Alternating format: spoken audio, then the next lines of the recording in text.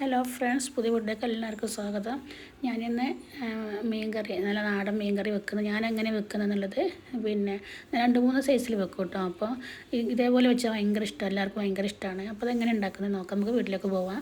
അതിനായിട്ട് ഞാൻ ഒരു വലിയുള്ളി, പിന്നെ ഇഞ്ചി, വെളുത്തുള്ളി, പച്ചമുളക്, പിന്നെ 2 തക്കാളി എടുത്തിട്ടുണ്ട്, അരിഞ്ഞ് വെച്ചിട്ടുണ്ട് കേട്ടോ. അപ്പോൾ ഒരു ചട്ടി വെച്ചിട്ടുണ്ട്. അപ്പം ചട്ടിയിൽ ഉണ്ടാക്കുന്നതായിക്കോട്ടെ ഒന്നും കൂടെ നല്ല ടേസ്റ്റ് ഉണ്ടാവുന്നത്. അപ്പോൾ അതിൽ ഞാൻ വെളിച്ചെണ്ണ ഒഴിച്ച് കൊടുക്കുന്നുണ്ട് കേട്ടോ.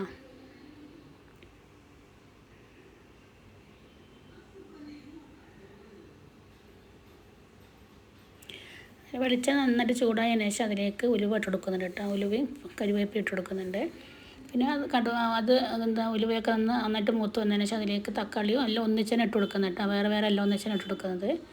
പിന്നെ മഞ്ഞൾപ്പൊടി ഇട്ട് കൊടുക്കുന്നുണ്ട് കേട്ടോ. മഞ്ഞൾപ്പൊടി, പിന്നെ ആവശ്യത്തിന് ഉപ്പ് ഇട്ട് കൊടുക്കുന്നുണ്ട്. അടച്ച് വെച്ച് കൊടുക്കുക.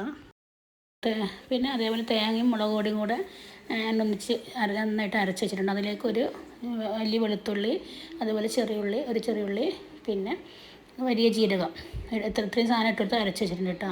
അപ്പോൾ തക്കാളി നന്നായിട്ട് ഉടഞ്ഞ് വരുന്നുണ്ട്. നമുക്കൊന്ന് നന്നായിട്ട് ഇളക്കി ഉടച്ചെടുക്കാം. പിന്നെ ഞാനിതിലേക്കില്ലേ വാളംപുളി പിഴിഞ്ഞിട്ട് ഇടുന്നുണ്ട്. അതേപോലെ പിന്നെ ഒരു ചെറിയൊരു കുടംപുളി ഇല്ലേ, അതും കൊണ്ട് കൊടുക്കുന്നുണ്ട് കേട്ടോ. പിന്നെ ഇത് അയിലല്ല, ഒരു വറ്റ പോലത്തെ ഒരു മീനാണ് കേട്ടോ.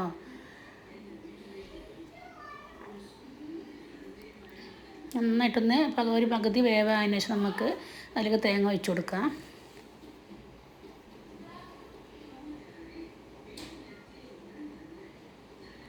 ഈ മീൻ അത്യാവശ്യം വേവുള്ള മീനാണെന്ന് തോന്നുന്നുണ്ട് കേട്ടോ.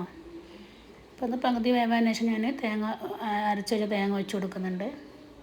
പിന്നെ അതേപോലെ എൻ്റെ വീഡിയോ ഇഷ്ടപ്പെട്ട ഒന്ന് ലൈക്ക് ചെയ്യണം. അതേപോലെ സബ്സ്ക്രൈബ് ചെയ്യാതെ കാണുന്നുണ്ടെങ്കിൽ ഒന്ന് ചെയ്തിട്ട് കാണണേ. അപ്പോൾ നിങ്ങൾക്ക് വീഡിയോ ഇഷ്ടമാണെങ്കിൽ മറ്റുള്ളവർക്കൊന്ന് ഷെയർ ചെയ്ത് കൊടുക്കണം കേട്ടോ.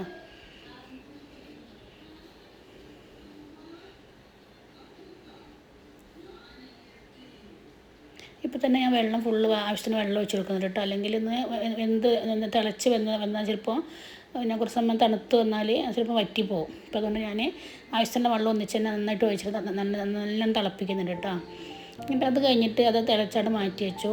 പിന്നെ ചെറിയുള്ളി, കരിവേപ്പില ഇട്ടൊന്ന് കാച്ചി വയ്ക്കുന്നുണ്ട് കേട്ടോ, വറവിട്ട് വയ്ക്കുന്നുണ്ട്.